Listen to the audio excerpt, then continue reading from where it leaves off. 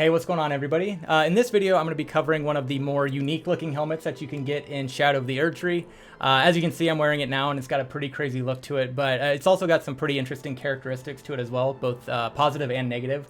So we'll cover that as well as where you can get it, and then sort of test some of the effects that it comes with as well.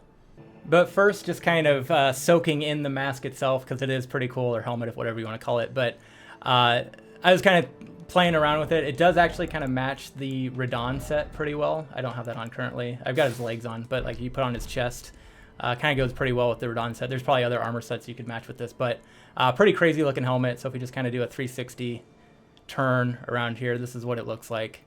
So regardless of sort of the benefits that it comes with and the stats and whatnot, it's kind of just a cool helmet to rock. So that's kind of what it looks like visually. Now getting into the location of this item and how you can get it. So this is a reward for killing a boss fight. Essentially, it's the Devine Beast Dancing Lion. That takes place in this arena here, which is where we're at. This is in the Belurat Tower settlement. So this is the arena. There is the stage front site of grace right outside, and then you get this after you defeat the boss. But this is the arena. So it's not too far off the very beginning of the game. This is the main entrance where you come out into the field, and then you can make your way through here to the entrance, and then you kind of have to navigate your way through this whole settlement up to the top where we're at currently. So once you get here, you'll have the boss fight in this room. There is a summoning sign outside. It's probably gone now, but it'll be right by these doors. There's a summoning sign to bring in one of those helper NPCs to help you in the boss fight if you want to go that route. It's hard to judge or say difficulty of boss fights. I didn't think it was too bad. It took me, I think, 2 or 3 tries, but nothing too crazy, I didn't think. But anyways, once you defeat him, you will get the mask as a reward, as well as this remembrance of the Dancing Lion. And that can be turned in at the finger reader, just like all the other remembrances. And I haven't done this yet, but the 2 rewards are Enraged Devine Beast, which raises Potency of Storms, and then Ash of War Devine Beast Frost Stomp. So I haven't looked into those, but those are the 2 rewards that you can get as well on top of the helmet. So now getting into the helmet itself and taking a look at that.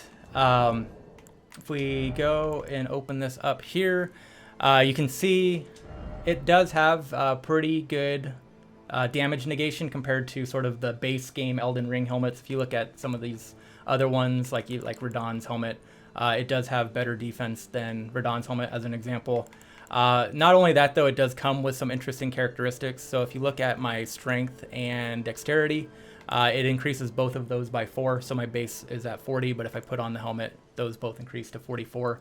If we look at the description here, you can see a couple of other pieces of information. So in addition to that strength and dexterity buff, it does have some negative effects. It does reduce the restorative effect of drinking from a flask of sacred tears. And then it also mentions focus is also troubled by wearing this headwear. And you can see that represented by your focus, which is at 0. So if you look at some of these other helmets, focus there is 44, 18, 42, 16. This is at 0. And just to show you, if you're not aware what that does, we can look at the tooltip here. So that is resistance against sleep and madness. So kind of have to take those trade-offs. We'll take a look at what the actual impact of this reducing the restorative effect of Sacred Tears is, though.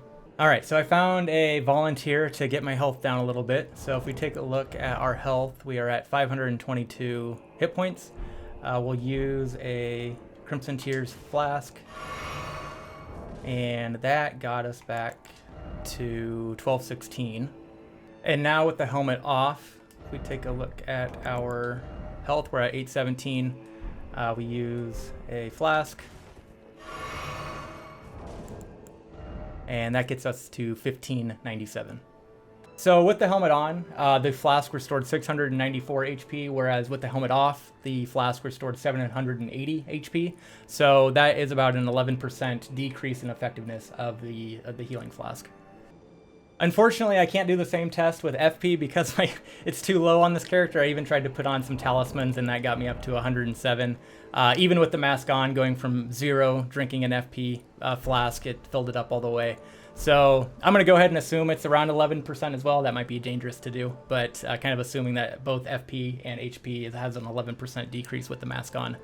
But ultimately, that's kind of the trade-off. So keep that in mind. It's kind of, you kind of get the standard defensive and damage negation stats that it comes with the +4 to strength and +4 to dexterity.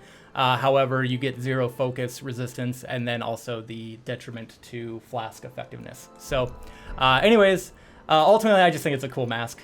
And it's kind of fun to wear, and I'm excited to see what the other options are out there as I continue to play through Shadow of the Erdtree. So anyways, hopefully this was an interesting video and helpful video for you. Thanks for watching, and we will catch you in the next one. Bye.